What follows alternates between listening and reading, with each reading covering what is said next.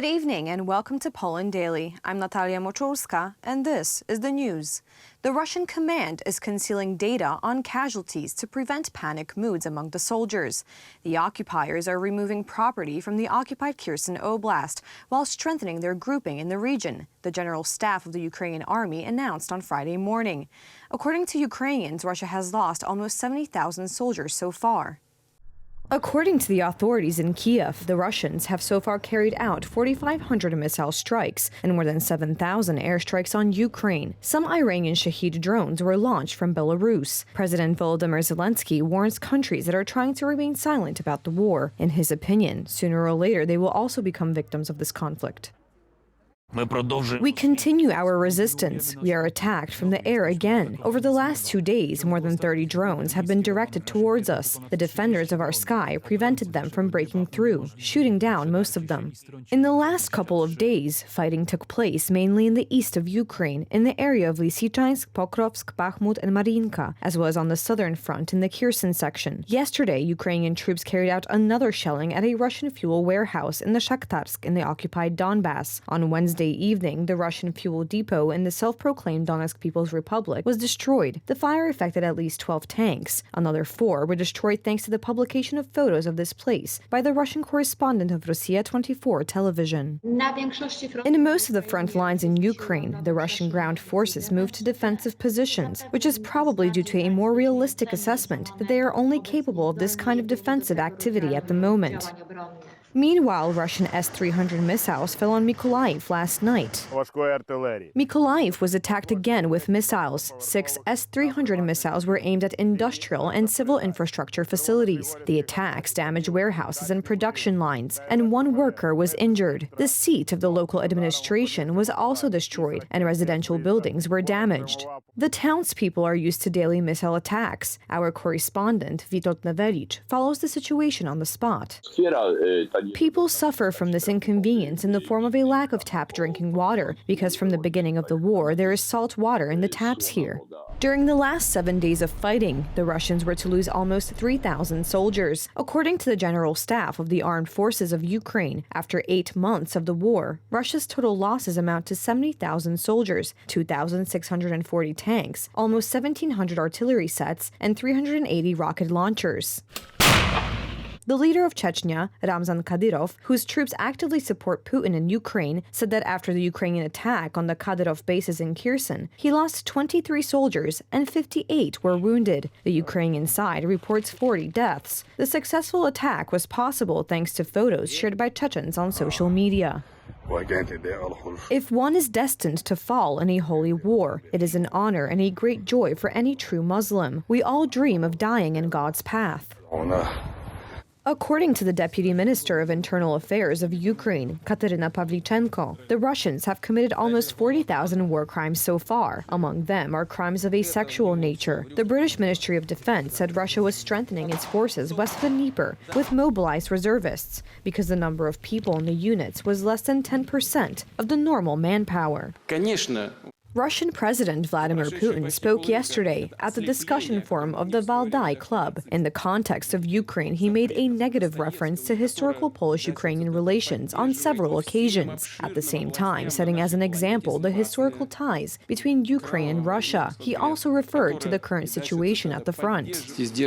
In the context of our country, of course, we bear the costs, especially the losses that result from the special military operation in Ukraine. I think about it all the time, but there are also huge gains. And finally, I want to emphasize that ultimately what is happening now will undoubtedly benefit Russia in the future. Why? Because it is related to our sovereignty. The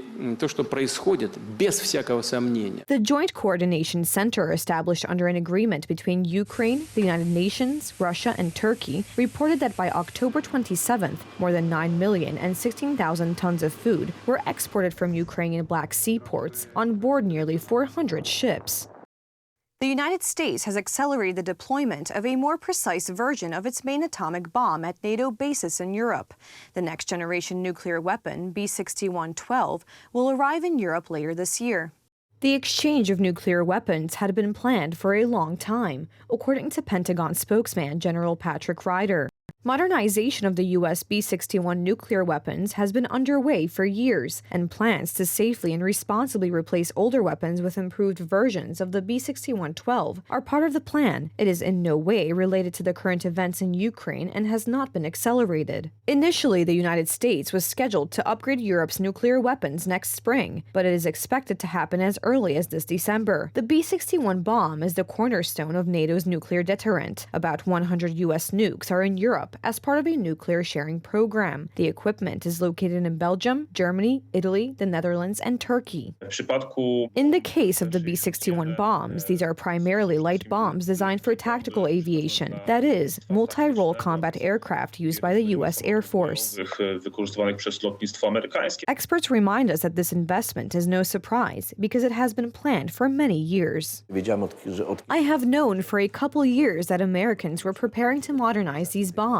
For about 30 years, they have not been modernized. It is only natural that they need to be modernized from time to time. For some time, there was a debate in the States whether to use them at all, or perhaps to abolish these types of tactical nuclear weapons. The modernization of nuclear weapons in Europe can be used by Poland, which is interested in participating in the nuclear sharing program. This is a NATO program that makes nuclear warheads available to member states without their own nuclear weapons. President Andrzej Duda said in an interview with Gazeta Polska in early October that Poland was in talks with the U.S. about the possibility of participating in the program. The president did not say that Poland was holding talks, only that there were such talks. And it's true, there were such talks. They were in the so-called conceptual phase. That is, Poland is interested in participating in the nuclear sharing program. This was conveyed to the American side at some point. The decision to modernize nuclear weapons coincided with Russian nuclear exercises in Kamchatka, which Vladimir Putin personally observed. The Russians practiced a massive nuclear attack, among other things.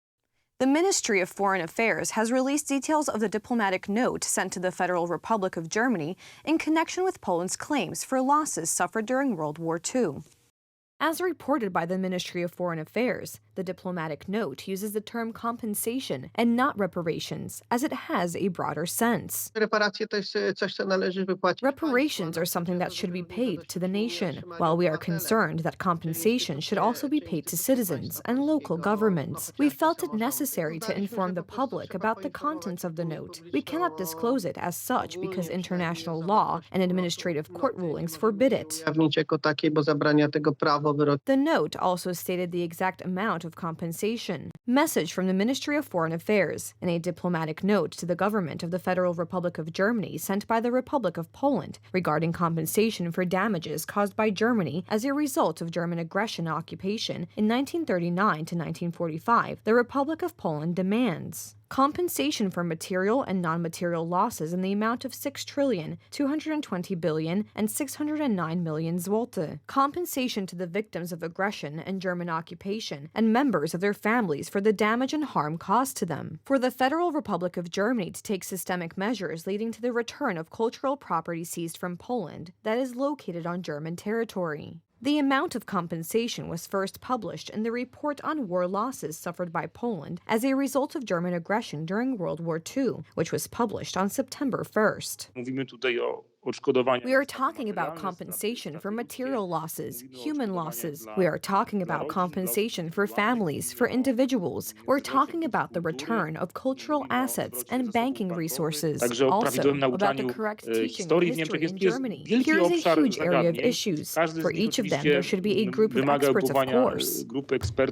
Meanwhile, on Wednesday, the Senate Committee on Foreign Affairs in the European Union was to hold the first reading of a draft resolution submitted by the Law and Justice Party on Poland's claim for compensation for damages caused by Germany during World War II. A resolution with the same content was passed by the Sejm on September 14th, with the votes of 418 deputies. However, senators from the Civic Coalition postponed work on the document.